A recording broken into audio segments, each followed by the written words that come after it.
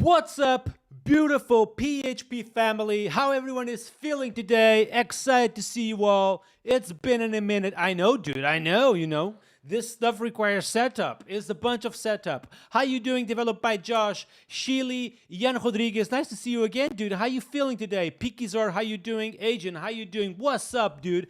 Excited to be back. And today, boy, today we are back with another Laravel best practices, code clean, all those big terms with the mighty Brent Rose. Brent, how you doing? Welcome again to the channel. People already complaining about being later in chat. Wow.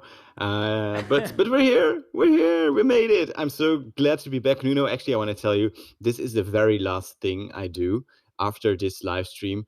I'm going on a 3-week holiday, like a proper screen time break, and it's gonna be awesome.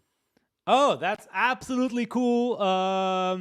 Last week was super successful. I had tons of fun with you. So I want to be here again with you and just discussing Yeah. Laravel stuff. It'll be absolutely awesome. Aiden Rodriguez, nice to see you once again. Hey, folks. Pickens is saying two best PHP devs. Adrian is saying let's fucking go. Decline it. What do you mean decline it, dude? Excited. I'm excited as well, man. Before we dive into topics, because today we have just an hour. Let's do the following. Let's say thanks to our sponsors, Brent. You know, we need to be Let's go. mindful about our sponsors. Redberry International, one of the best digital agencies out there to develop Laravel and Vue.js code, and of course, native PHP, the best way of developing mobile applications using PHP code. They're absolutely awesome. Check them out. Titan, you know Titan, right? From Matt Stauffer, they are also sponsoring our channel. They have this amazing book. Have you read this book or not yet? Brent? No, not yet. No. You have not? No. All right. This is one of my very first books, Children Laravel. I still recommend it as being one of the best pragmatic books for Laravel development. Check them out. One of the best digital agencies out there to help you build and also rescue your web apps if you wanted to. JetBrains, which you might know, Brent. One of the best sponsors out there. Also, they have built PHP Storm, the best editor for PHP development. Of course, Laracast.com, the best way of learning React, Laravel, modern web development. I have learned everything I know from this place. CodeRabbit, of course, CodeRabbit. You get very nice AI code reviews through pull requests and Devin AI. If you want to offload some tasks to AI, they will pick your Slack tickets, linear tickets, Jira tickets, and get it done for you. Check them out. Of course, my own YouTube channel. All right, go to videos. We have a new video with this nice dude called Brent Rose. Check it out, Chad. If you haven't checked it out, check that out. A new video that I've published with Brent. And one cool thing about this video, Chad, is that you can go all the way down. And if you enjoy it, you can click on this like button, okay? A very important thing you guys can do, okay? Click on that like button, and that is just a thing that you can do to show Brent that you want to have him on stream more times. Now, that being said, what else we have to say? Well, let's dive into the topic of today, I think, Brent. Yeah, right? sure. Let's do that. Yeah. So, last week, you have something to say? No, I was just about to say I like how last week we we planned of fitting everything in 1 hour. I told you. We completely derailed the conversation. I told you. I almost knew that would go down that path because we would be just, talking in the things in the middle, I just knew that would happen. But we kind of made progress on talking about migrations. We talked about models a little bit. So today I want to focus a little bit more on the layer before arriving to the models themselves. And I have a question for you, Brent, regarding actions, which is one of the most question I get, which is if you have a complex query that you need to perform in your controller, something that, for example, offers some sort of search functionality or something that filters users by a particular thing, or you just have a query that you want to do, would you do that within an action file, or you would use query scopes? What exactly would you use for something like that? Yeah, that's a good question. I would create a dedicated query class, actually. Third option. Okay. So that's what I do, but I want to hear from you. How do you do it? Like you just create the queries folder? How do you do that exactly? Yeah, exactly. A queries folder, and then I think this has been a long time, but you can extend from the model query builder or something like that, and that was one option. But something, you can just create an empty class basically and have it like an invoke method or something. So technically you could say it's an action, but I find that it's important to categorize code not necessarily on its technical properties, but also on the conceptual thing that it is basically. So typically that's the way I approach it. Like I just go to my app folder, I create a queries folder, then I have a user list query, for example, which returns back typically even a static method like this, execute or whatever, and this will return back a builder. And what I do inside is that I return the base user list query. Okay, so I may want to do something like, I want to return all the users where this is true, but that is not true, because I'm displaying a list of users. So potentially I don't want to show the ones that are not verified yet, for example, or the ones that are not subscribed yet. So I return the base query. And then what the controller can do is paginate that if they want to, or not paginate if we think it's a query not worth of pagination. So Yeah. here is Hadrian saying that he uses its own builder class, which is interesting. So it's dedicated eloquent builder.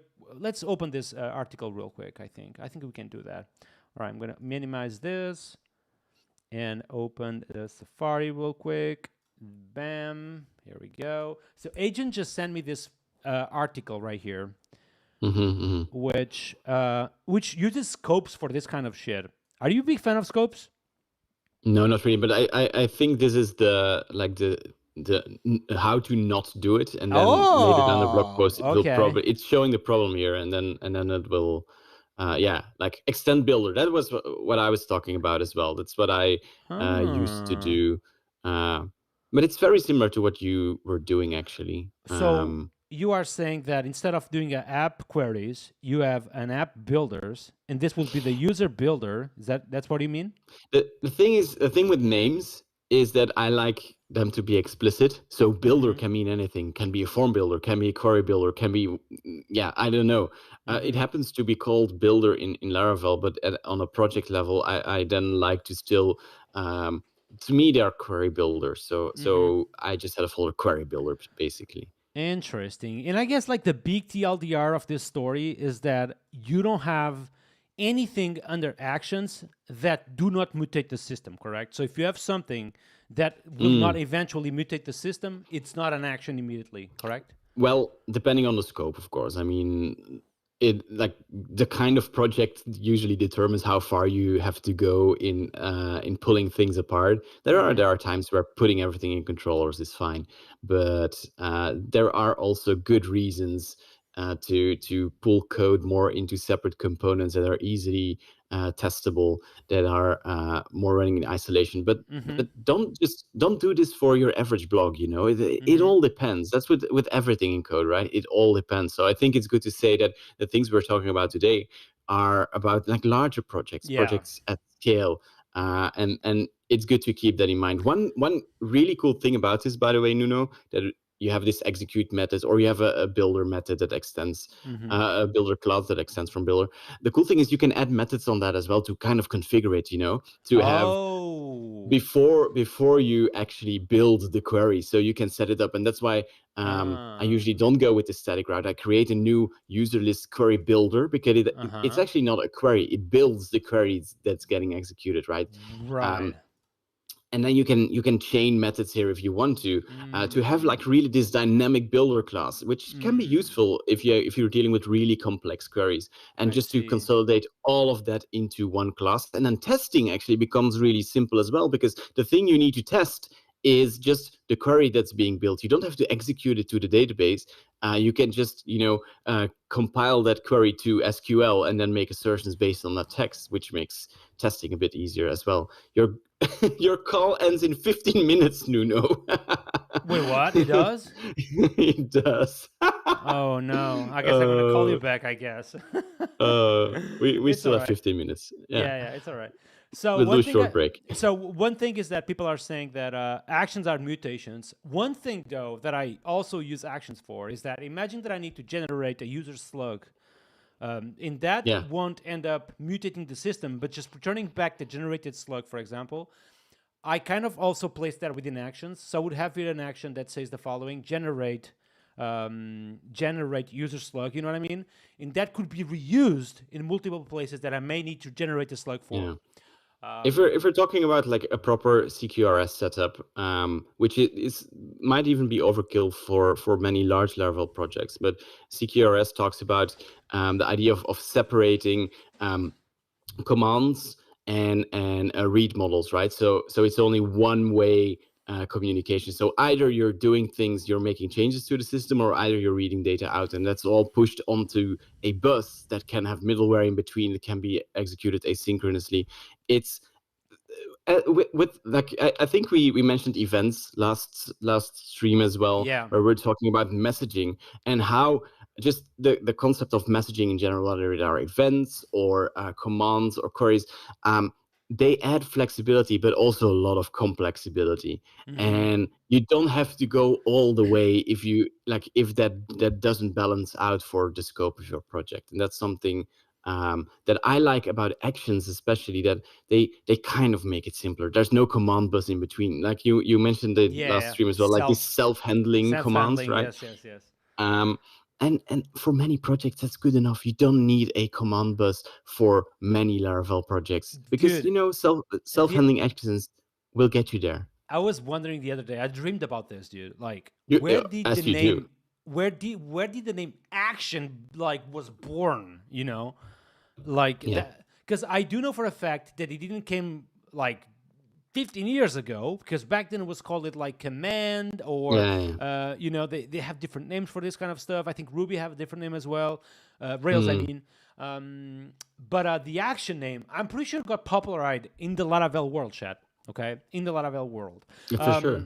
So moving away a little bit from actions, I want to talk a little bit about where do we use these actions, and that would be on controllers. Before we move into that, we have about 60 people on YouTube. YouTube people, go all the way down, and you see a like button. Click on it if you want to see more content like this.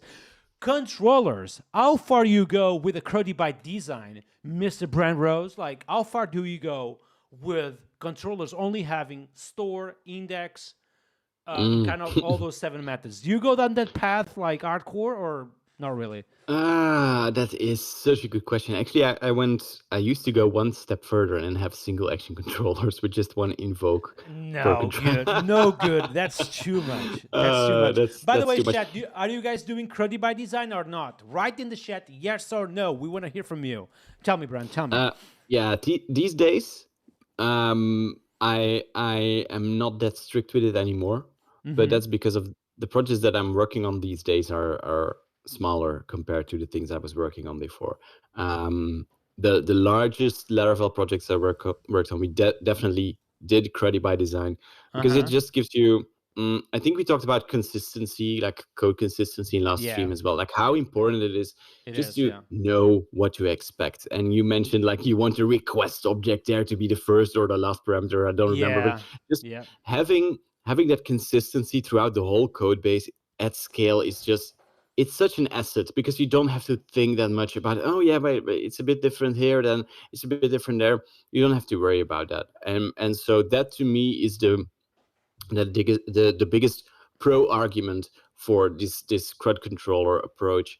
It just it I wouldn't say it always makes 100% sense, but it's good because it adds this layer of consistency. You know what to expect, and Yeah.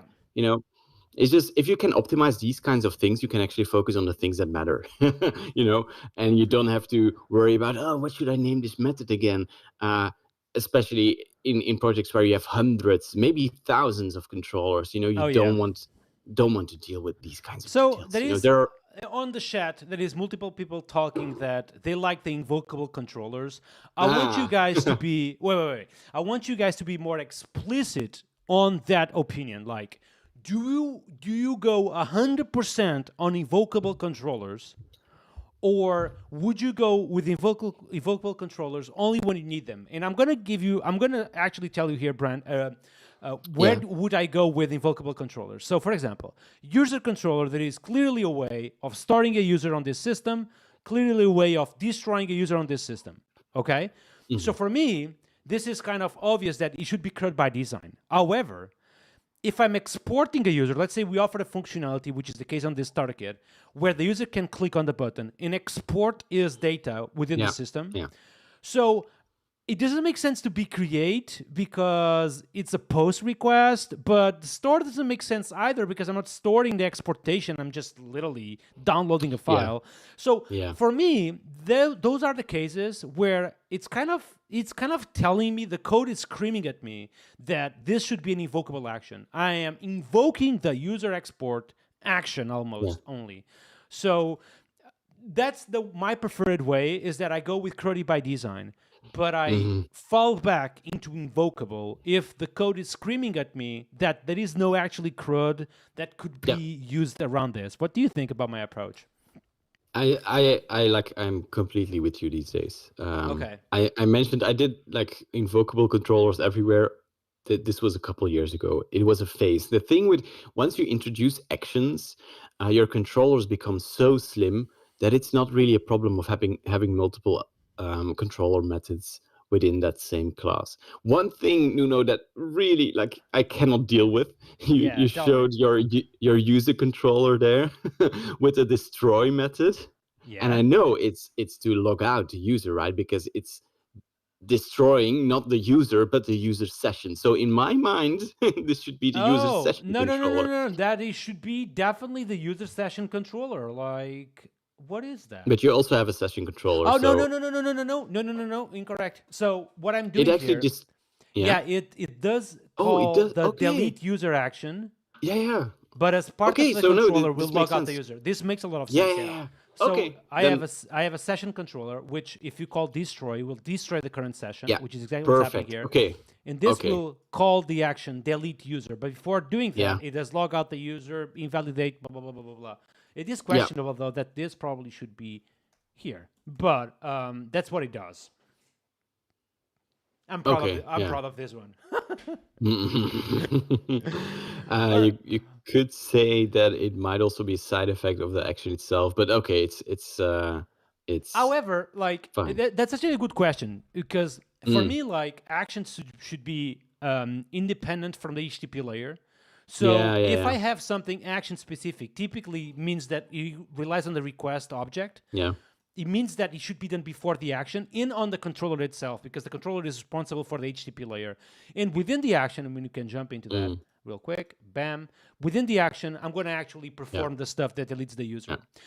Dude, on Twitter, people screamed at me that Yeah.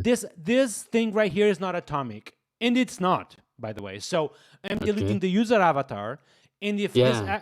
this Yeah. particular method goes off rails, the avatar of the user will be deleted. Which made me wonder, like, how do we make file system operations to be transactional? Is that even a thing that is possible on web I apps? think what you would do is delete the user, do all the database stuff first, and then mark the file itself to be removed, and then have some kind of cron job clean it up afterwards. Oh, So afterwards. Interesting. That's smart. yeah, So you would do any kind of IO operation that needs to be performed within this transaction to be done asynchronously only if the transaction gets committed yeah. successfully. Or That's interesting. if you don't want to do that, then first delete the user from the database, because if that fails, then the last step can be removing the file. But things can go wrong removing the file as well. So Yeah. if you really want to be 100% safe, you would have to have something in between there that knows how to deal with all of that. And I don't think you want to do that during the request, right? It's You want crazy. that Yeah, to be offline. It's crazy that I received like 10 DMs about this. yeah. Like literally about this code. People like sending me patterns that I've never heard of. Like atomic hexagonal, Yeah. blah, blah, blah, blah, blah, and I understood shit. And I was like, well, dude, I do web apps for the regular people. This kind of stuff is Yeah, just stuff I yeah. don't deal with typically. But yeah, moving back to controllers.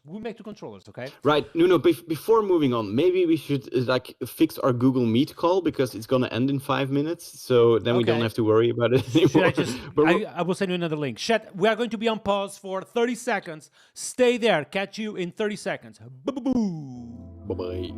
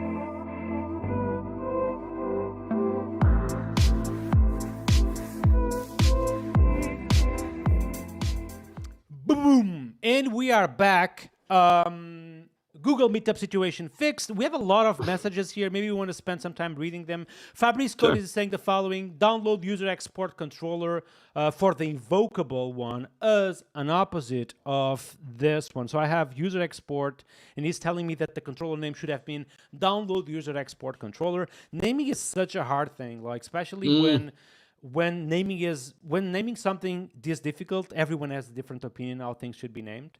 I typically, when that happens, I suggest to my teammate, let's just discuss this 1 minute. And if it goes by 1 minute, we stick in what we have at the minute. And that's it. What else we have? Boo, boo, boo, boo, boo, boo. John Sugar is saying the following: delete the user, and then cue the user avatar deletion, which is exactly what you suggest for the file IO operations. Okay?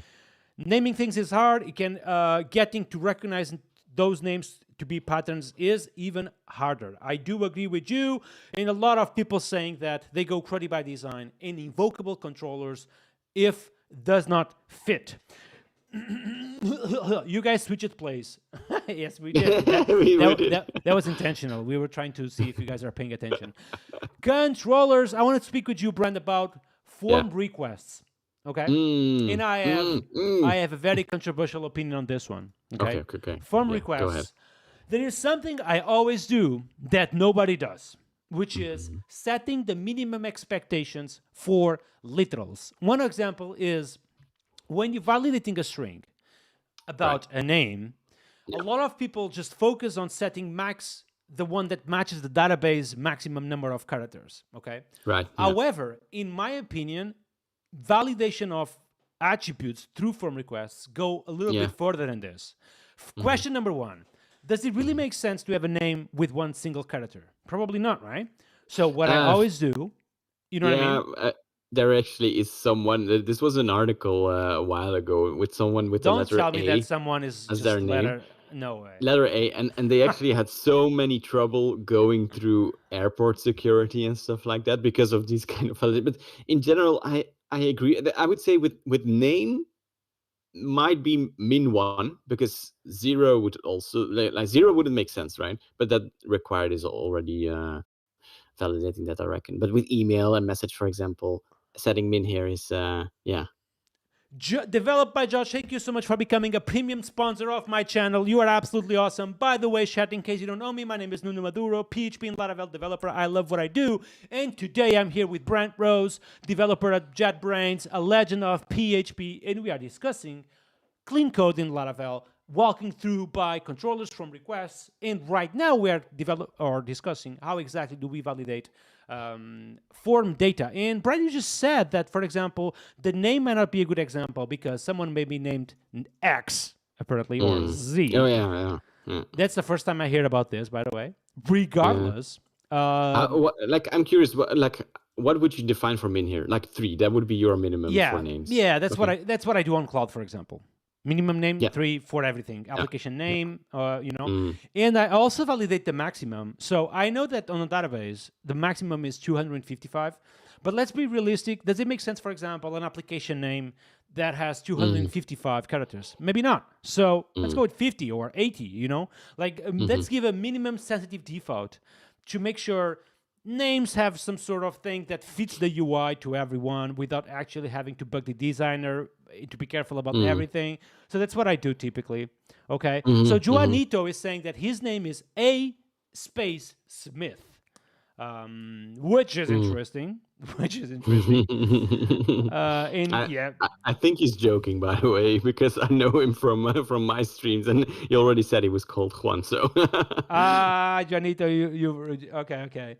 Someone is giving a huge name. It's insane. Yeah. John Sugar is saying, why do we care about the name with a single character? Well, for me, it's more about making sure the UI looks slick for everyone. And having a name with one character does not make it slick, in my opinion. And I do the same thing with everything else. Like with age, for example, I ensure it's bigger than 1 and less, depending of the use case, of course, but less than 200, for example. So I always make sure I give sensitive defaults. There is something else I want to discuss with you, Bran, which is, do you typically use class-based rules or string representation of those rules? in Laravel strings, Yeah. if I got to choose, I would go a totally different route. But I think the string-based approach is in general so much more easy to read. In some cases, you need class-based rules, right? Custom stuff. But in general, I like the simplicity of the strings here. This You want, reads easy. can I tell you how I would love Laravel rules to be? Mm. You think? Do you think you know how do I want them? I would them. I would No, love. yeah, I'm really. Oh, but Okay. I do have to because AI suggested there one string with the pipes in between that works as well. That I don't do. I do the array approach with different strings. Yeah. But anyway, yeah, This is what I would like it to see. yeah, yeah, yeah. Required Hmm. string, and then here maybe put the minimum 3, max to 80. Yeah, like a builder, a Exactly. rule Just builder. with Yeah, nice auto completion. Yeah, it would yeah. be so much Y- better than this. You know what I prefer? My Tell me. my Tell me. uh, just public typed properties on the request, and you have attributes to add required and string on those properties, and Wait. then Relax. Exactly how? Go again.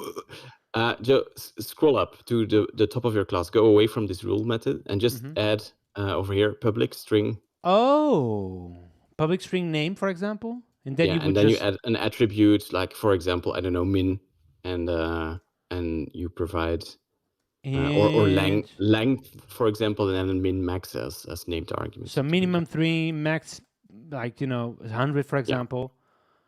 And so then you would inject your request, and immediately you would have typed properties on those requests. Like you would have access to the request data So this immediately would give in your me name. yeah. Interesting. That would be That's what I would sexy. do. That would be It sexy, is actually. sexy. Yes. I do it in another place, but yeah, I outside of Laravel I do that. It is What do you sexy. mean on Tempest? Yeah, that's how requests in Tempest work. Yeah, Okay, so this will give me a string, a typed string on top of it, right? yeah, Yeah. exactly. And when you have that object, it's already been validated based on those attributes, you know. So, but Uh huh. we yeah, there is this idea. I pitched this idea way back at Spatie. Mm-hmm. And for Laravel project specifically, I'm actually built a package for that. I think it was called Laravel, or is called Laravel Data Objects, but there were some Dude, things in. a lot of people tell me just use that package on streams. Oh Like every yeah, time I'm developing a Laravel yeah. app, they just tell me So like yeah, try Laravel data. It's really good, but I never yeah, tried it. exactly. Like honestly. Yeah, yeah. But I really like that approach, because then you just have the types available. You know, you don't have to do any. And the good thing with the rules themselves being attributes, I don't know if the Laravel data package supports attributes. I'm not sure about that, but the good thing there is that it's everything is typed. You don't have to remember like specific strings, string Mm-hmm. names for rules. You know, it's yeah. Interesting. So, for example, here I have a controller that has a song Hmm. data. Yeah. Is this like a form request? I You don't believe remember? so. It's I like this is the second iteration of the package, which I didn't write. I was already gone. Oh, okay. Okay. But there's song requests there. They should show. Yeah, yeah. Over here, like album data, you have the public properties. You have the some attributes to add additional data stuff. Hmm. Oh, I see. So it would automatically, here we go, string. So basically, from the property type, that gets inferred to this. As required, because if it's nullable, then it's optional. Then it's not required. You know, if it's a Yeah. string, well, then we should validate it as a string. Doesn't make sense that this is a number. Then you know, you can infer so much from PHP itself, Yeah. which I really like. So This looks sexy. I may have to give a try to Laravel data at some point yeah, because yeah, you are not the first one telling me it's good. People on the chat tell me like it's yeah. actually super solid. Chat. Meanwhile, Mhm. we have 65 people on YouTube. YouTube people, go all the way down. Put like on this video if you want to see Brand again here on the channel. In talking about form requests, okay? Form requests, I think rules is one of the most important things, of course. Just be super defensive with your code, meaning you validate every single input before delegating into actions and everything. I have a question for you, Bran. Where do Mm-hmm. you do validation that is Mm. that should be performed post the regular rules? Let's see. For example, we have this Mm. name, you have this Yeah. email, but then Mm-hmm. you need to check if the user is subscribed, for example, or Mm. Yeah. it's Yeah. it's not an authorized stuff. It's not unauthorized stuff. It's Yeah. something Yeah. that Yeah. should be done Just post rules. Okay, yeah. where Yeah. would you do that? Ah, I r- think in the controller action, just the first step after Okay. the request has been injected. But I think, yeah, well, this is was I didn't know that this was a thing in Laravel. Yeah. So yeah, So I do it that on would the be my. after, but the after Mm, callback, it's kind of a little bit lame at the minute, meaning that you need to call this after thing and you need to provide an array with callbacks within. It's not as pretty, mm, you know, like as not as pretty as I would love it to be. And maybe I have to yeah, pitch this to Taylor that he needs to find a way where yeah. if I want to perform validation after, this would give Mm-hmm. me method injection here, where I would have access to the Yeah, validator or to yeah. anything I want, really. Mm, And then I could just act on that validator immediately here, because at yeah. the minute you need to return an array. That array needs to be a callback with validators, and then you perform whatever you want to, which is super ugly in my opinion. So maybe I I need to see. pitch to Taylor to be it just here, you know. So here I would do something Mm-hmm. like I would come here and I would type, current user, and then user is subscribed, and if not, add a new validation rule that tells him that Yeah, as a yeah, global yeah. message, for example. Mm-hmm. Mm-hmm. I need to show you something, Bren, which I literally Yeah. just remind myself right now. Are you familiar with this? Yes, yes. This is such a quality of life improvement, honestly. Mm-hmm. Just literally having access to the current authenticated user through method injection. I find this Mm-hmm. beautiful. It probably Yeah. goes to the against the gods of container This is dependent. this is a really interesting one. I what there is this concept called tagged singletons where you have different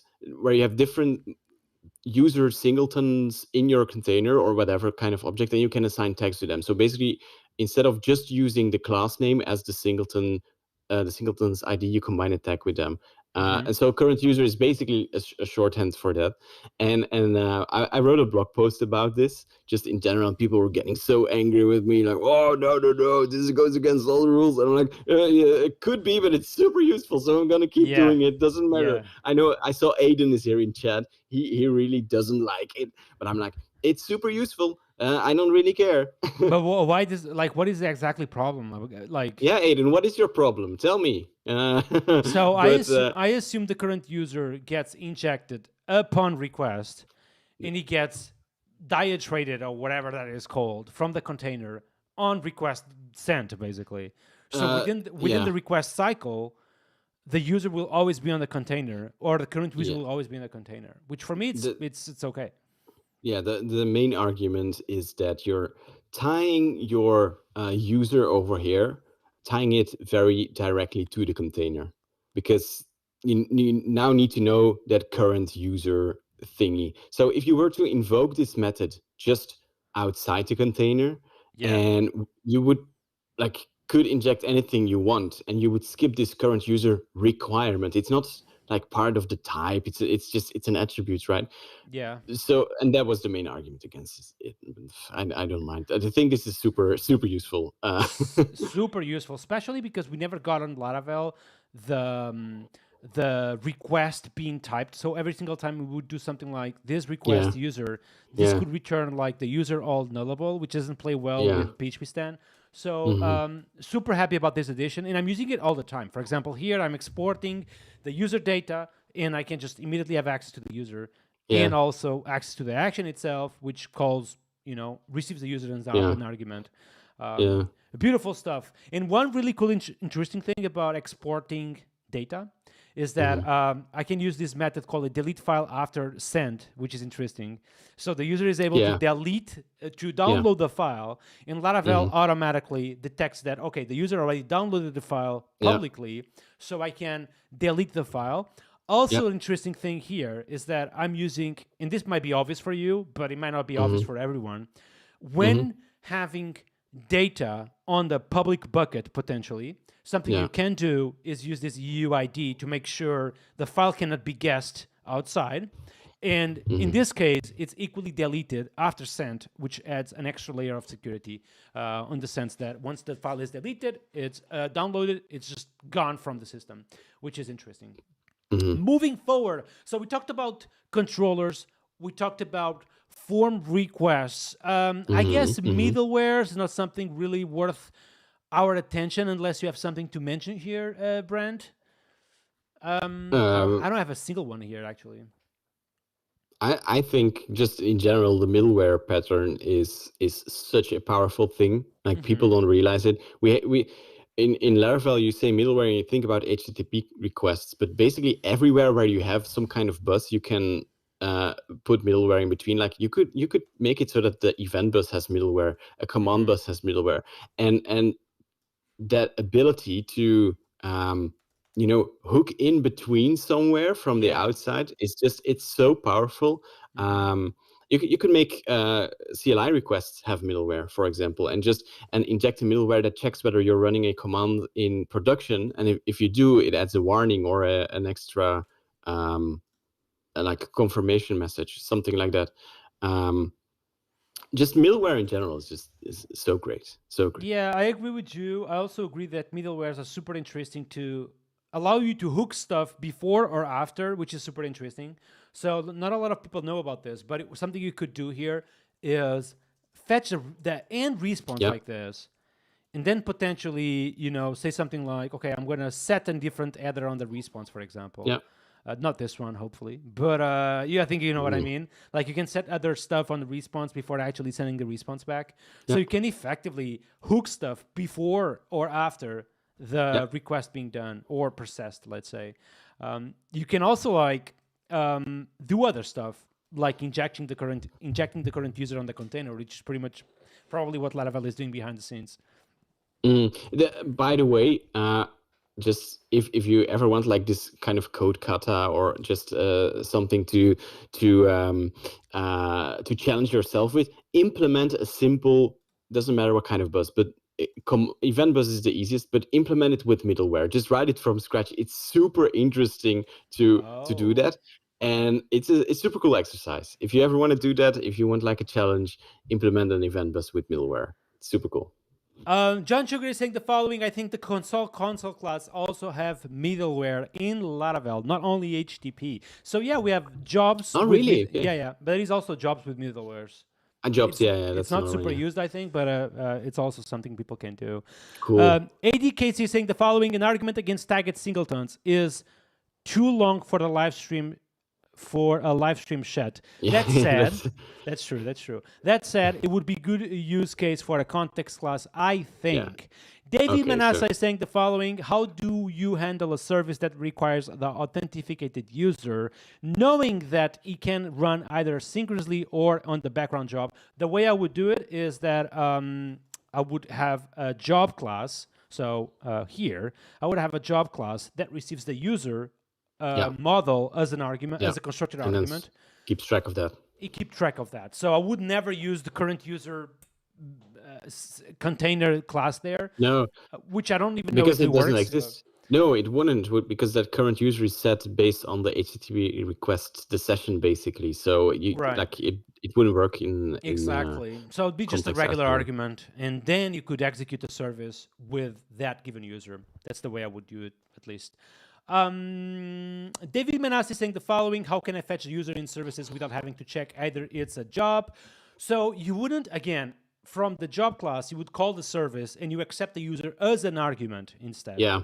Okay. That's like if we're talking about asynchronous jobs, you have to think of them as like small things, worlds on their own. They have to have all that context serializable just there in place. Like, just make sure that everything is stored in the job so that it can execute without having to do some other, like, I'm not saying store the whole user model. You store the user ID, but that Laravel does it behind the job for you when you make a job, because the model is, I don't know. Oh, there's an error there.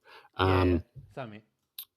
So So yeah, anyway, I think that's for me that's a good framework of thinking about it, just so that I never get into any problems, never rely on data outside of the job.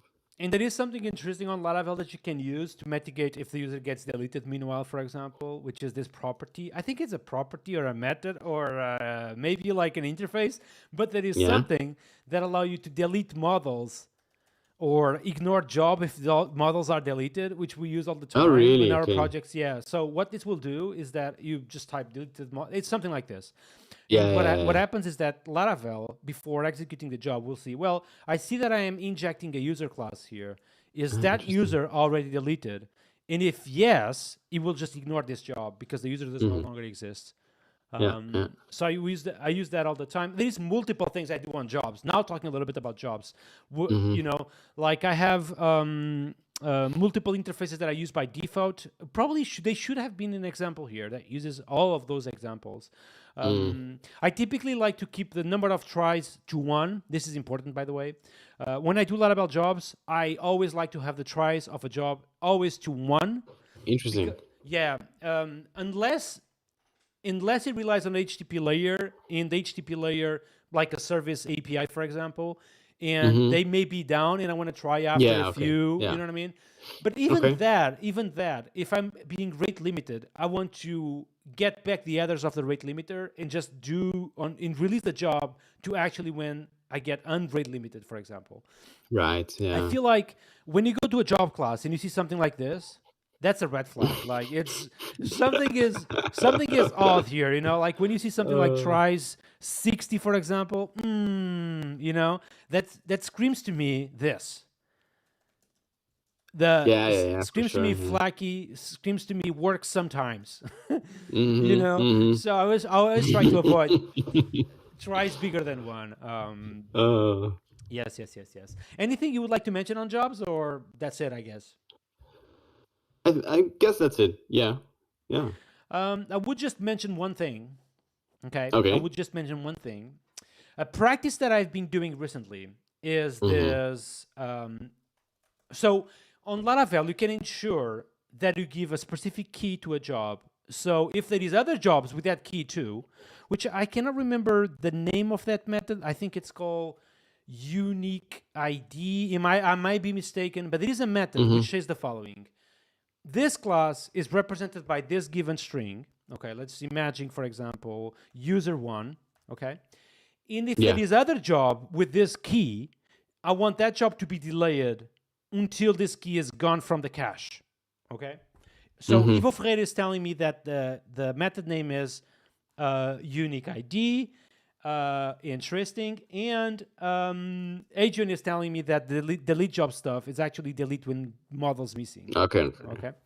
So what this will do, and what is interesting about this, is that if one user, for example, was trying to DDoS you by dispatching 1 million key jobs, with this, you ensure that it is one concurrency per user, meaning that that user itself, can only and only Yeah. be Yeah. using a single key worker at the time. Yeah. Yeah. So this is something I do on my apps, is that I ensure, all right, if a user were to keep me super busy, that at least a way of mitigating it from putting down my system is that I will only process one job for this dude all the time. That's really interesting. Yeah. That's a really good idea, actually. Yeah. What do you think, chat? Good idea? Type yes. No good? Type no. What is your favorite retry number? My favorite retry number is 0, actually. No retries. 0, yeah. No retries. Yeah. No retries. Moving forward to another topic, because we have 10 minutes left exactly. So I want to talk with you about tooling. Okay? Okay. About tooling. What tools do you think? Let's start with the tools that you think are a must-have in all Laravel apps. And tools that you think they might be okay to have, but you can't live without them. Must have 2 things, I would say. Okay. Well, 3. Static analyzer, which PHP Stan is the only viable option, I think, these days. Testing framework, of course. I mean, write your test, folks. That's a given. And then I would say code formatter as well. You might not think that it's really a requirement because code formatting, what does it matter? But actually it does. We talked about consistency and just finding your way around a code base. And honestly, I don't really care whether it's A or B, right? Whether we go with code formatting style A or code formatting style B. I'll deal with it. I can handle both. But what I find super important that it's consistent across the project and across the team. Because if it's not, you will run into so many cases where like, oh, hang on, this is not what I expected. It only takes 2 seconds, right? Yeah. To understand, it's nothing big. But those 2 seconds are, maybe it's me, but they are just like they break my flow. I Yep. want to be in the zone and I don't want to think about all these details. So Yeah. it doesn't matter what kind of code style you like, just pick one that works and Yep. and that everyone agrees on. That's Yep. basically what I would Yep. say. So I would say testing, static analysis, absolute requirements, and then code styling as well. Yeah. Yep, yep. And I totally agree with you on coding style. I think teams should Mm, spend zero time mm, formatting code. It's up mm. to the coding style to fix that.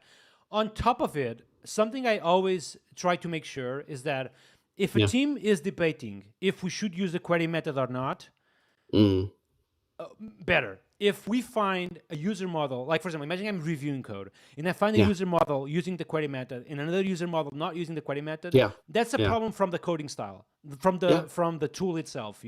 Like Reactor Mm, PHP is exactly made to yeah. avoid this kind of Yeah. reviews. It should just Hmm. introduce the query method all the time, and that's it. Yeah. Yeah. So Rector could be the fourth option there. Yeah. As a No. must-have, Yeah. right? As a Yeah. must-have. Yeah. Yeah. For me, Vector is way more about coding style than it is about like refactoring code. I see Vector as Yeah. a coding style tool. That's why I put here Yeah. under the linting actually, Vectoring right Yeah. there, Yeah. because for me it belongs Yeah. to that kind of Mm-hmm. spectrum. Mm-hmm. For the front end, do you rely on anything special at the minute, or you don't even think about that? What's front end? You don't do much front end.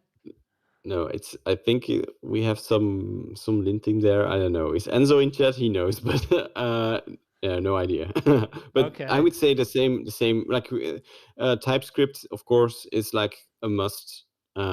Just again circling back to that static analysis part, and then linting. Actually, we have some linting, but I barely write any JavaScript. I'm so happy for that.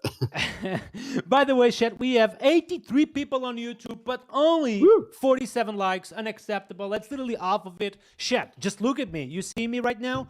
Go all the way down. Just scroll the video a little bit. You see like a like button? You click on it. That's your way of supporting this channel. You don't have to donate anything. You just click on the like button and subscribe my channel in the process. Regarding linting, I use two. I use ESLint and Prettier.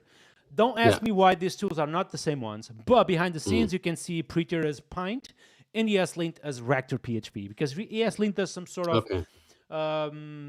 risky refactors, which is the equivalent of what Rector does. Yeah. Yeah. Yeah. TypeScript, of course. I don't use TypeScript in the super strict way. It's more like in a way that doesn't get in my way. See it as PHP stand level Okay. 6. Yeah. And I use Vite, which is the fucking Yeah. OG goat. Yeah. Probably the best tool that JavaScript ever built in the last 20 years, I guess. Have you been with him? Like personally, no. Okay. He's the But I most use humble Feet. person. Yeah, he's the most humble person I've ever met in my life, dude. Like, I was Yeah. golfing with the dude. So I went to this golfing Hmm. invitation with him. And Okay. the guy was like speaking to me for an hour. He didn't mention Vite. He didn't mention Vue.js. He didn't mention anything. That's nice. And he had like a fucking million stars on GitHub. Yeah. He is Yeah. like so popular and everything. He didn't mention it once, like anything about his work. He was just being a normal dude, and I think that's just awesome. It's nice. Being as successful as him, just being as nice like that. So I didn't felt at any point that I was speaking to a god. I just Yeah. felt I was speaking with a normal dude. So he's absolutely awesome. All right, the last minute before we close the call, Yeah. I want to go back here and ask you if you use any sort of type coverage. What do you think about type coverage in general? Like, how do you ensure that everything is typed at the minute? Types, yes. That's actually, isn't that PHP stand checking that as well? I'm actually not So sure. PHP stand checks if your code is type safe, not if your code is using types. Then maybe not. Maybe we should do that. Okay, so if you Um, don't use past PHP, my advice to you is yeah, use type coverage from the guy who created record PHP, because that's what I'm yeah. using under the hood to just collect Okay. that data as a JSON format and Yeah, then yeah, putting it with some sort of limitations and everything. yeah. That would be my advice to you. Okay. That's a good tip, actually. That's something I'm gonna look into after my holiday, because I'm actually no screen time for me. I'm gonna try doing that. Just a small detox. It's gonna be so great, because then I'm coming back and I'll be so re-energized, and I'm just gonna write so much code. You're going for 3 weeks, you said, right? Yeah, well, I'm not going anywhere, but I mean, I'm gonna spend some times with the kids and family. First, I have a week without the kids; they're still going to school, so that's gonna be good because I have some chores to do in the house. Gonna do some reading, maybe some writing, and that's about it. Just yeah, All right, dude. I want to be respectable about your time. I yeah. appreciate you being today here with me again. Shed, I want everyone clapping to Brand and to me as Oh, well because this yes, session I'll was clap for you. awesome. No, yeah.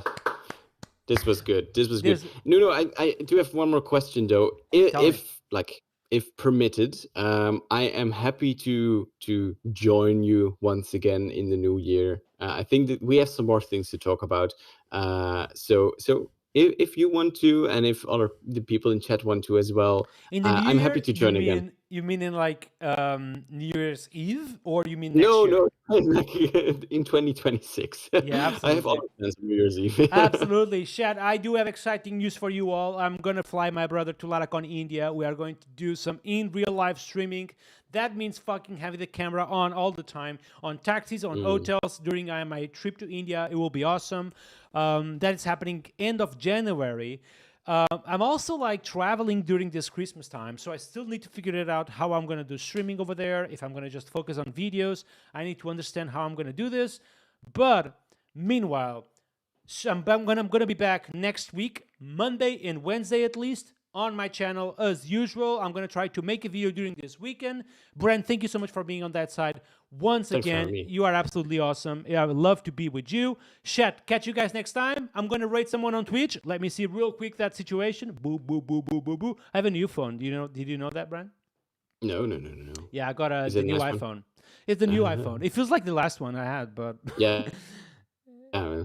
yeah, it's just more expensive. But besides that, that's it. I'm gonna rate one of my favorite persons on the JavaScript community, Mulroy. He's working at Cloudflare. He's absolutely awesome. When we go to his channel, be sure to post the PHP emoji. Shet, I love you all. Catch you guys next time, and peace out. Bye bye. Boo!